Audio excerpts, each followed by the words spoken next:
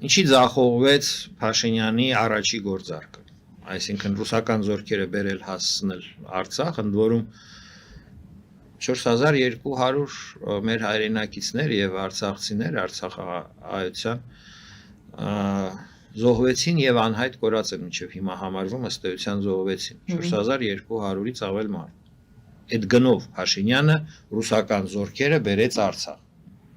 Դիմացը ակնկալելով խաղաղության պայմանագիր։ Բայց քաղաքական հաշվարկը իր սխալ էր, որովհետև Ադրբեջանը եւ Ռուսաստանը դրանից չտուժեցին, Հայաստանը տուժեց, որովհետև Ֆրանսիան եւ ԱՄՆ-ն ըստ էության անհամաձայնություն հայտնեցին այդ ամենի հետ եւ պահանջեցին, որ խաղաղության պայմանագիրը հաստատվի իրենց հետ միասին։ Եվ 5 տարին մենք տանում բերում։ Դրանից հետո առաջացավ անհրաժեշտություն արդեն լուծարել Արցախի հանրապետությունը։ Հույսեր կար, որ մի 20,000 հայ կմնան Արցախում եւ Ադրբեջանին կհաջողվի այդպես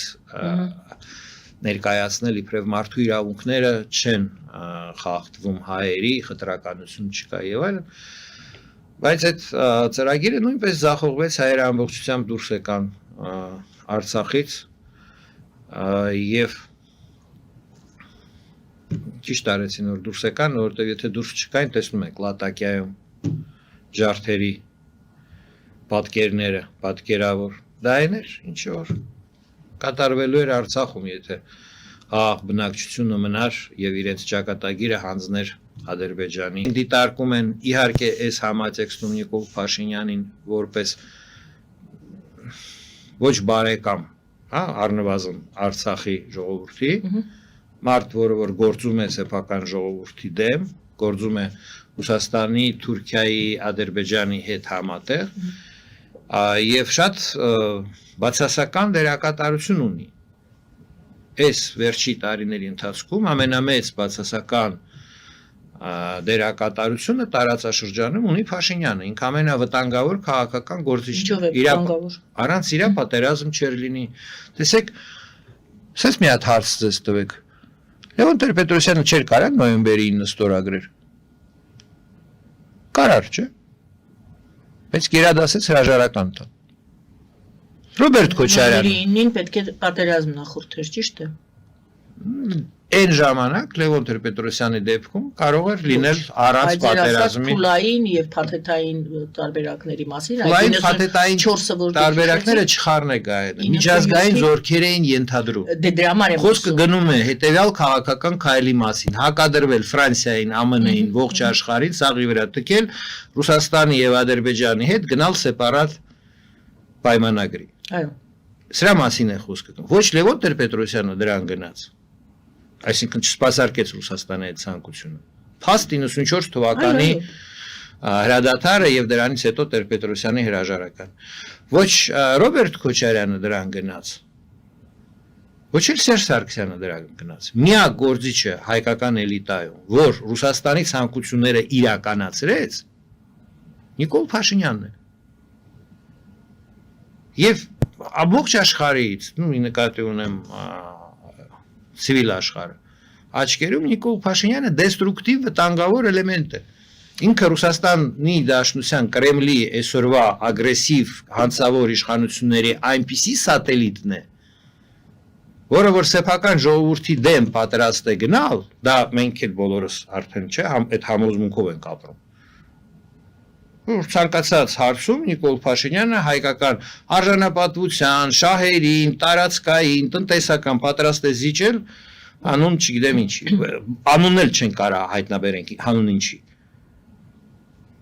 Հիմա նորից Եվ այդ տեսակետից ձեր հարցի պատասխանը ես այսպես եմ դիտարկում, եւ Ֆրանսիայի, եւ ԱՄՆ-ի, եւ նույնիսկ Չինաստանի տեսակետից Փաշինյանի ձեռքից Արցախի հարցը վերցնելը դրական է։ Որովհետև քանի ինքը մնում էր այս համատեքստում, Բացի դեստրուկտիվ դերակատարությունից ուրիշ դերակատարություն չէր կարա համենայնդեպս չէր ունեցել իր պաշտոնավարման առաջի օրվա։ Դուք դա անվանում եք Փաշինյանի ձեռքից Արցախի հարցը վերցնել մասին։ Հայտնի է, որ այդ հայցը բերել է խտրականության դեմ պայքարի կոնվենցիայի շրջանակում, պնդել է, որ Ադրբեջանը հայերի նկատմամբ խտրականություն է ռասայական ցուցաբերել, սա էր մեր հայցը։ Որտեղ։ Արցախում։ Արցախի հետ էր առաջում։ Հարցս դա է։ Արցախի հետ։ Հավանաբար ոչ միայն Արցախում, առհասարակ Ադրբեջանում։ Նաև Արցախում Սումգայիթում եւ այլն։ Չգիտենք Սումգայիթի թեմայով կա թե չկա։ Լավ, ֆորմատ։ Մինսկի խմբի լուծարումը։ Մինսկի խմբի լուծարումը եւս առնչվում է Արցախի հարցի փակելու հետ։ Մինսկի խմբի լուծարումը ով պիտի լուծարի։ Այդ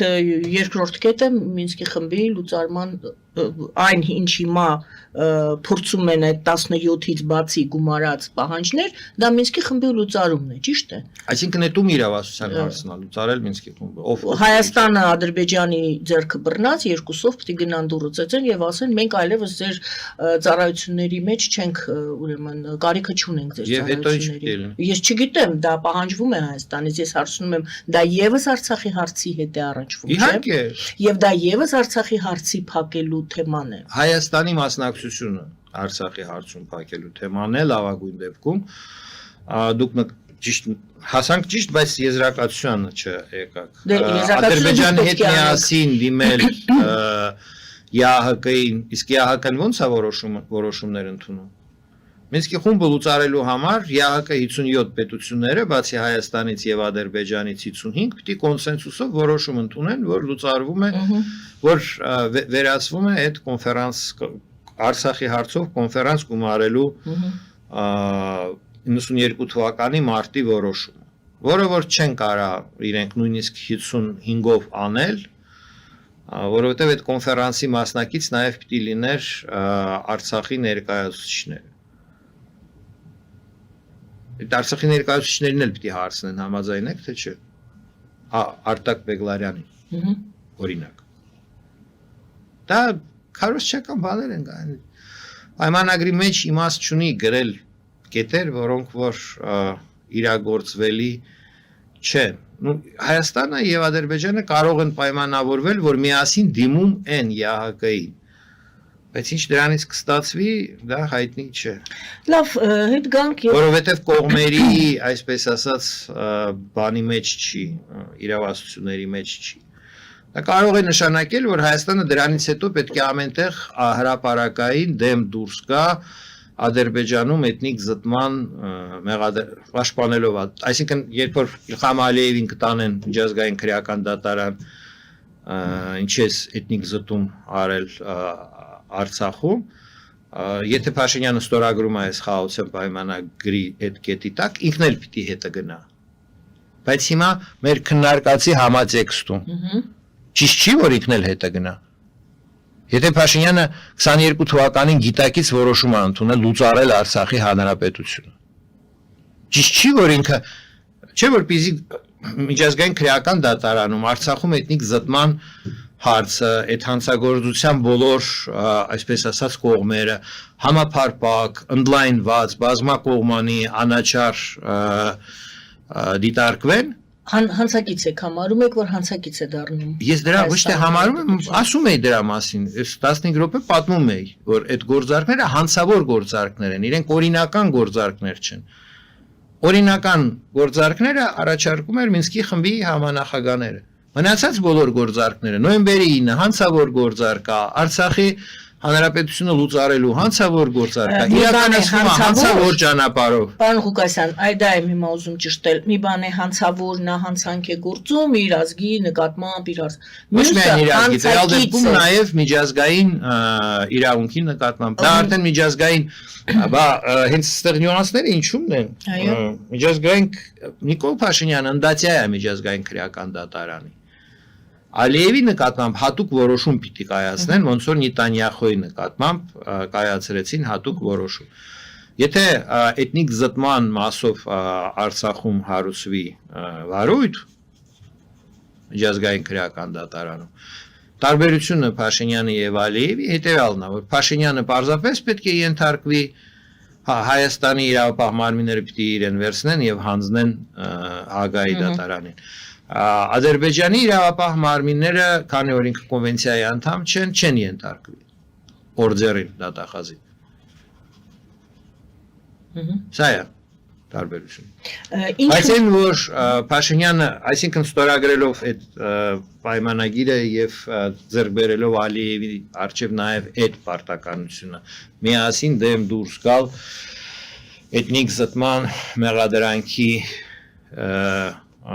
դեմ,